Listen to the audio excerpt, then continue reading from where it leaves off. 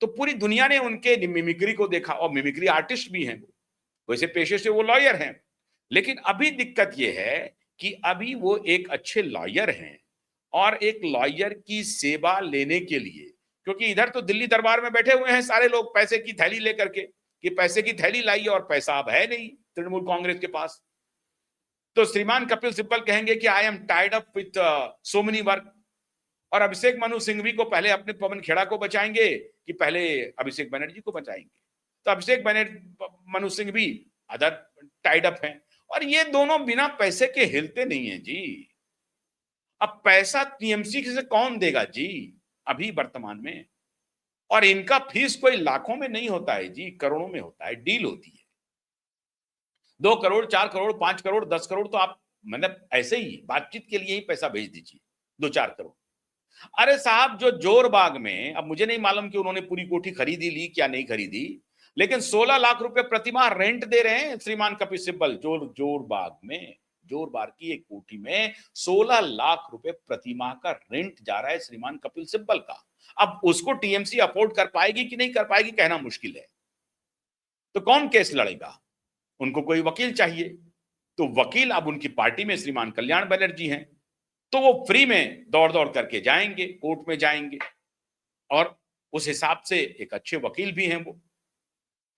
तो अभी टीएमसी को कल्याण बनर्जी की उपयोगिता अधिक दिखाई पड़ रही है, तो वो काकोली घोष से दुश्मनी लेने को तैयार है। और वो सोच रही होंगी कि काकोली घोष को मना लिया जाएगा, लेकिन काकोली घोष बहुत आगे निकल चुकी है, अब वो मनाने की परिधि से बाहर जा चुकी है काकोली घोष। काकोली घोष अब मानने के लिए बैठी नहीं है। क्या कोई ममता बनर्जी उनको फोन करेंगी? खुद काकोली घोष ने कहा कि भाई वो तो आउट ऑफ रीच है। ममता बनर्जी का फोन काकोली घोष के लिए स्विच ऑफ है, स्विच ऑफ है। उन्होंने खुद कहा कि वो तो मिलती नहीं है, हमारी एक नेता हुआ करती थी, अब तो मैं ढूंढ रही हूं उस नेता को, उस ममता बनर्जी को जो हम लोगों की नेता थी, ऐसा कह रही है काकोली घोष। कहा कि हम उनको कई बार संपर्क करने की कोशिश किया, हमने की, लेकिन वो नहीं मिली, हमारे लिए उनके पास वक्त नहीं है। अब ये नाराजगी किसी अन्य कारण से है, या भारतीय जनता पार्टी के प्रति जो सॉफ्ट कॉर्नर है काकोली घोष दस्तिकार का, इस वजह से है। अभी शांतनु सेन ने इस्तीफा दिया, टीएमसी के राष्ट्रीय प्रवक्ता, वो भी कह रहे हैं गड़बड़ी हुई है। कुणाल घोष कह रहे हैं कि गड़बड़ी हुई है, पार्टी को मंथन करना चाहिए। सबका ठीकरा फूट रहा है ममता बनर्जी पर और अभिषेक बनर्जी पर, लेकिन ये लोग अपने कुनबे को बचाने के लिए अभी सोच रहे हैं कि पहले कानूनी लड़ाई से बचो, पहले जो अभिषेक बनर्जी जेल जाएगा पहले उसको बचाओ। जहांगीर खान की गिरफ्तारी किसी भी वक्त हो सकती है। शहर शहर पश्चिम बंगाल में अंडरवियर बनियान में जो डॉन हैं, लोकल गुंडे या माफिया, उनको गिरफ्तार करके बंगाल पुलिस घुमा रही है। जहांगीर खान को डर सता रहा है कि मेरी गिरफ्तारी हुई तो मुझे घुमाया जाएगा अंडरवियर और बनियान में।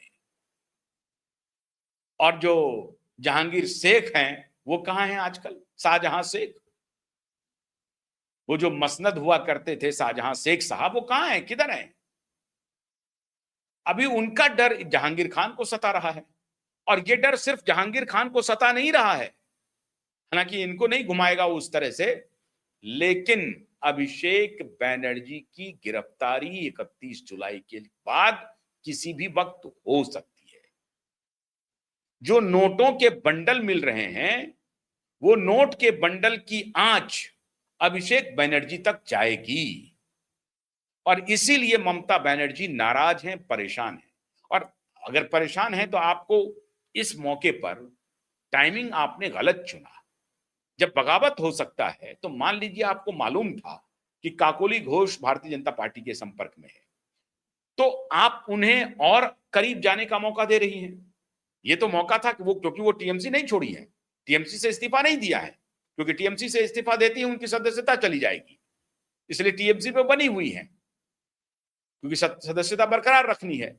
अब ये हिम्मत तो काकोली घोष कर नहीं पाएंगी कि अभी 2029 तक उनकी सांसदी बची हुई है, वो अभी इस्तीफा दे दें। ऐसा तो नहीं कर सकती है, इस्तीफा तो नहीं देंगी वो।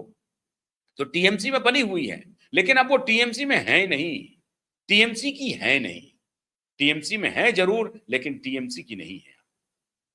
बावजूद इसके केंद्रीय नेतृत्व को चाहिए था कि थोड़ा परसिवरेंस से काम करें, थोड़ा पेशेंस से काम करें और उनको अपने फोल्ड में लाने के लिए प्रयास करें, लेकिन ऐसा उन्होंने नहीं किया, उन्होंने जाने दिया। क्यों? क्योंकि उनको आवश्यकता अभी कल्याण बनर्जी की है। तो उनको कहा कि भैया आप रहें, नहीं रहें, कोई बात नहीं, आपको चीफ विप से हटा देते हैं। या फिर उन्होंने ये सोचा होगा कि काकोली घोष की कोई कीमत नहीं है, कोई औकात नहीं है, हमारी बल पर ममता बनर्जी की छाया में काकोली घोष दस्तकार आगे बढ़ी है। लेकिन अगर सत्ता का संरक्षण मिल जाए किसी को, किसी नेता को, तो फिर तो वो तो कोहराम मचा सकता है। और भारतीय जनता पार्टी का संरक्षण है। मित्रों, 1 अगस्त से शुभेंदु अधिकारी ने घोषणा कर दी है पश्चिम बंगाल में सेंसस की, जनगणना की। अभी तो इतना बड़ा पेंडोरा बॉक्स खुलेगा, इस पर तो अलग से आपको विस्तार से बताना पड़ेगा। जो जनगणना की घोषणा की है, उसमें अब इनके सारे खेल, इनके सारे छद्म बाहर आएंगे। जो होल्डिंग सेंटर्स हैं, जो कंसंट्रेशन कैंप बन रहे हैं, उसमें लोग खुद ही जाकर के कह रहे हैं कि हाँ, मुझे बांग्लादेश भेज दीजिए। बांग्लादेश बॉर्डर पर कतार लगा हुआ है। अब ममता बनर्जी के पास मुंह छुपाने का भी कोई मौका नहीं है। एक्सपोज हो चुकी है ममता बनर्जी और अभिषेक बनर्जी। कुछ नहीं वो कह पा रही है जनता को, क्योंकि होल्डिंग सेंटर और कंसंट्रेशन सेंटर इस बात के प्रमाण है। और बॉर्डर सिक्योरिटी फोर्स के पास जो तांता लग रहा है बॉर्डर पर बांग्लादेशियों का, वो इस बात के प्रमाण हैं कि आपने पिछले 15 साल में घुसपैठिए के लिए क्या किया, उनको कैसे आपने आराम से आने दिया और आराम गाह बनने दिया पश्चिम बंगाल को। पूरा डेमोग्राफी बदल गई है। एक तरफ केंद्रीय गृह मंत्री बॉर्डर घूम रहे हैं, ये पता करने के लिए कि घुसपैठिए का क्या क्या किस किस जगह से हो सकती है, और दूसरी तरफ पश्चिम बंगाल 1 अगस्त से जनगणना की घोषणा कर चुकी है। शुभेंदु अधिकारी कह रहे हैं कि ये पॉलिटिकल मामला नहीं है।